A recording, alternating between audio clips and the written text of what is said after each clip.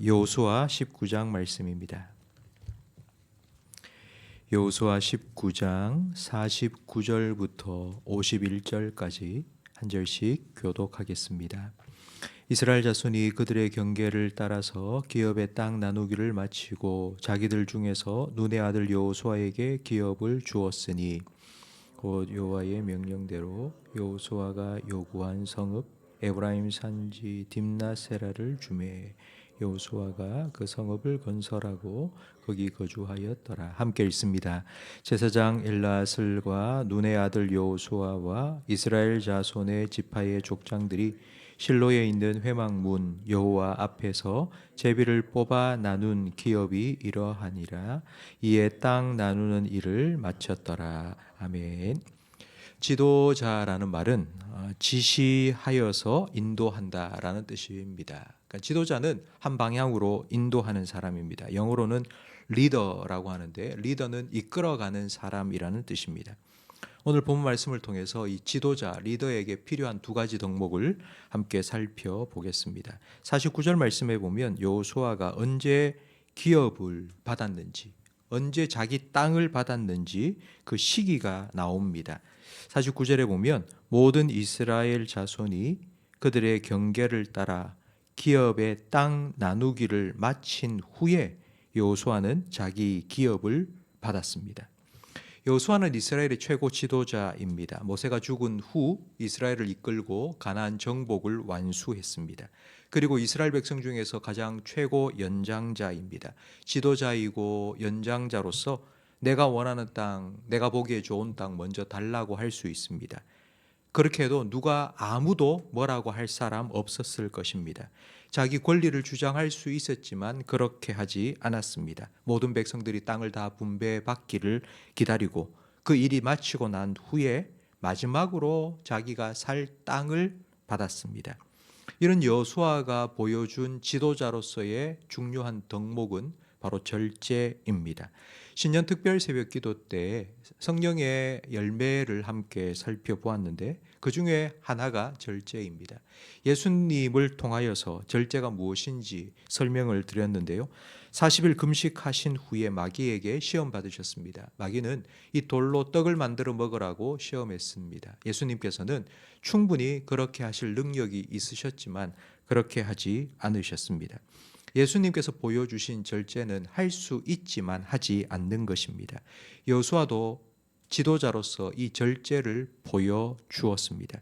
지도자의 자리에 앉으면 원하든 원치 않든 힘과 권력을 갖게 됩니다. 그건 하나님께서 주시는 것인데 로마서 13장 1절 말씀에 모든 권세는 하나님께로부터 난다고 말씀합니다. 하나님께서는 이 힘과 권세를 지도자의 역할을 잘 감당하라고 주신 것입니다. 이 힘과 권력을 가지고 지도자의 사명을 잘 감당해 나가는 것이 어떠한 것인지 예수님께서 말씀해 주셨습니다. 세상의 임금들은 군림하고 억압하기 위해 오지만 인자가 온 것은 섬김을 받으려 함이 아니라 도리어 섬기려 하러 왔노라. 예수님께서는 지도자가 섬기는 자라고 말씀하셨습니다. 지도자의 권력은 자기를 따르는 사람들을 섬기라고 주신 것입니다. 그런데 이 힘을 자기 자신을 위해서, 자기 이익을 위해서 사용한다면 그건 하나님의 뜻대로 사용하는 것이 아니라 자기 뜻대로 권력 남용하는 것입니다. 만약 지도자가 자기 것부터 챙기기 시작한다면 그를 따르는 사람들도 전부 다 자기 것만 챙기기에 급급할 것입니다. 전부 내 거라고 말하면 결국 그 공동체는 무너질 수밖에 없습니다. 성도 여러분, 우리는 다 지도자입니다. 여러분은 가정에서 자녀들을 이끌어가는 지도자입니다. 부모의 권위는 자녀를 잘 양육하고 보호하라고 하나님께서 주신 것입니다. 최근 들어서는 이 부모의 권력을 아동 학대하는데 자기 뜻대로 마음껏 휘두르는 그런 경우가 많이 생기기도 하지만 아마 대부분의 부모들은 자녀에게 조금이라도 더 좋은 것 주기 위해서 내가 먹고 싶은 것 안 먹고 내가 입고 싶은 것 안 입고 내가 사고 싶은 것 안 사면서 그렇게 자녀를 키웁니다. 바로 이게 절제입니다. 직장에서도 만약 여러분에게 부하 직원이 있고 후배가 있다면 여러분은 지도자입니다. 직장 상사로서, 선배로서 먼저 내 것 챙기고 대접받는 게 당연하지만 그렇게 하지 않는 것, 아래 사람을 배려해 주는 것, 그렇게 섬기는 것이 바로 절제입니다. 교회에서도 마찬가지입니다. 우리가 먼저 믿는 사람으로서 새 가족이 들어왔다면 바로 우리는 지도자가 된 것입니다. 교회에서 우리의 모습이 내 것을 챙기고 내 것을 주장하는 것이 아니라 겸손한 모습으로 섬긴다면 바로 그것이 지도자가 보여야 할 절제의 삶을 살아가는 것입니다. 지도자의 두 번째 덕목이 51절 말씀에 나옵니다. 여호수아는 제사장 엘르아살과 함께 이스라엘 자손의 지파의 족장들과 다 함께 실로에 있는 회막문 여호와 앞에서 기업을 나누었습니다. 여호와 앞에서 기업 분배를 했다는 말은 하나님 12지파마다 각각 자기가 원하는 땅이 있었을 것입니다. 나는 이거 갖고 싶어요. 나는 저거 갖고 싶어요. 이렇게 해요. 저렇게 해요. 그러면서 아마 이렇게 말하는 사람도 있었을 것입니다. 저 땅을 내가 갖는 게 하나님의 뜻이라고. 그러니까 내가 원하는 걸 하나님의 뜻이라고 말하는 사람까지도 아마 생겼을 것입니다. 성도 여러분, 사람들이 하는 말을 듣는 것이 아니라 하나님의 말씀을 들어야 합니다. 하나님의 말씀을 읽어보면 하나님께서 구체적인 지시사항을 우리에게 주시는 경우는 거의 없습니다. 뭐 이렇게 해라, 저렇게 해라, 이 문제에 대해서 이렇게 하고 저렇게 해라, 이렇게 하지는 않습니다. 그런데 하나님 말씀에는 원리가 나옵니다. 다툼이나 허용으로 하지 말고 오직 겸손한 마음으로 남을 나보다 낮게 여기며 하나 되게 하신 것을 힘써 지켜나가라. 이런 하나님의 원리에 순종하기 위해서 여호수아가 선택한 방법은 제비뽑기입니다. 잠언 16장 33절 말씀에 제비는 사람이 뽑으나 모든 일을 작정하기는 여호와께 있느니라고 말씀합니다. 그러니까 제비뽑기는 이런 의미입니다. 내가 하고 싶은 내 생각, 내 방법, 내 의견 다 내려놓고 하나님께 전적으로 맡기겠다는 의미입니다. 제비뽑기를 해서 결정되는 대로 하나님의 인도하심이라 믿고 따라가겠다는 의미입니다. 교회 일을 하다 보면 이런저런 의견이 나뉠 때가 있습니다. 그래서 어느 한 의견을 따라서 결정을 하기로 하면 다른 사람이 섭섭하게 느낄 수 있겠다 생각될 때가 있습니다. 사람 생각을 하기 시작하면 그때부터 일이 꼬이기 시작합니다. 사람의 인정, 사람의 평판 아니라 하나님의 말씀과 하나님의 공의를 따라가야 문제가 생기지 않습니다. 비록 어떤 사람이 섭섭하다 할지라도 하나님께서 그분의 마음을 하나님의 말씀으로 다시 위로해 주시고 잡아 주실 것이기 때문입니다. 예수님께서도 이렇게 사역하셨습니다. 예수님은 사람의 평판을 따르지 않았습니다.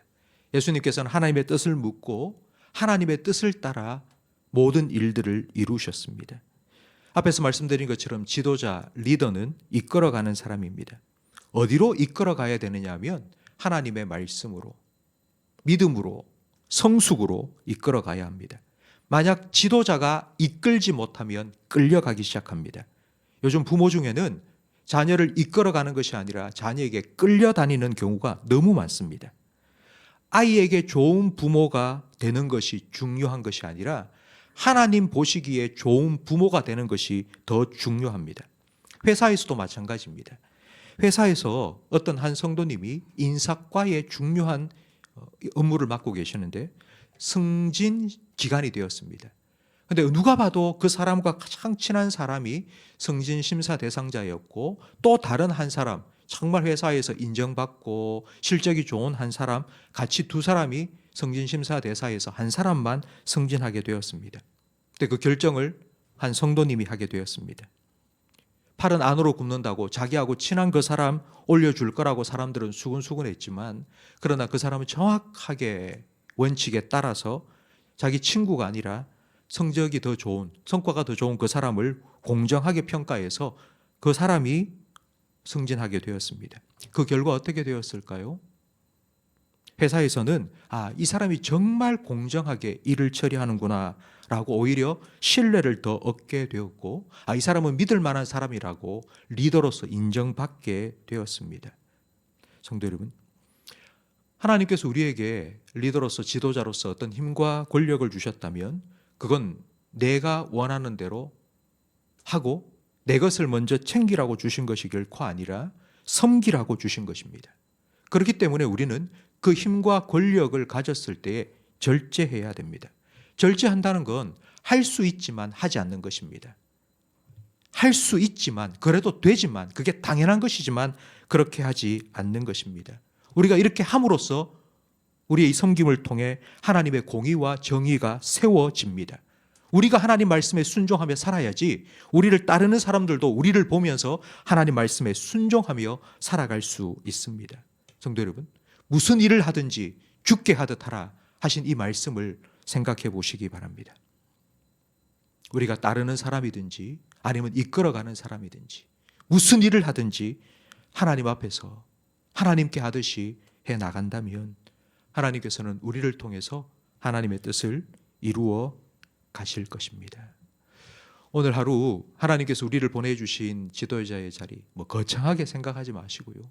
여러분 부모라면 부모로서 자녀를 이끌어가고 가정의 가장으로서 가정을 이끌어가고 그 자리에서 오늘 말씀을 생각하시면서 섬기고 절제하고 그리고 내가 먼저 하나님 말씀에 순종하며 살아가는 그런 삶의 모습으로 리더의 역할을 잘 감당하시는, 그래서 우리를 통해 우리를 따르는 사람들이 하나님께로 더 가까이 하나님의 말씀에 순종하는 삶을 살아갈 수 있는 그런 복된 리더의 사명을 잘 감당해 나가실 수 있는 저와 우리 모든 성도님들이 되시기를 예수님 이름으로 축복합니다.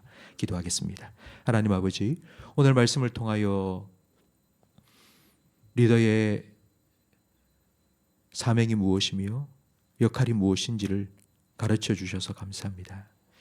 하나님께서 우리를 보내주신 삶의 자리에서 우리가 원하든 원치 않든 리더의 역할을 해야 된다면 예수님을 닮은 목자장 되신 예수님을 닮은 리더로 살아갈 수 있도록 도와주시옵소서.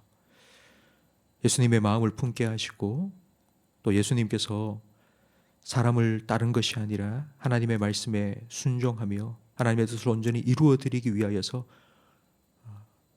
온전히 하나님의 말씀에 헌신하였던 것처럼 우리도 그렇게 하나님 앞에서 하나님께서 맡겨주신 이 리더의 사명을 잘 감당해 나감으로 우리에게 붙여주신, 맡겨주신 우리를 따르는 사람들을 하나님께로 성숙으로 믿음으로 더 잘 인도해 낼 수 있는 그런 귀한 우리 모든 성도님들이 되게 해 주시옵소서.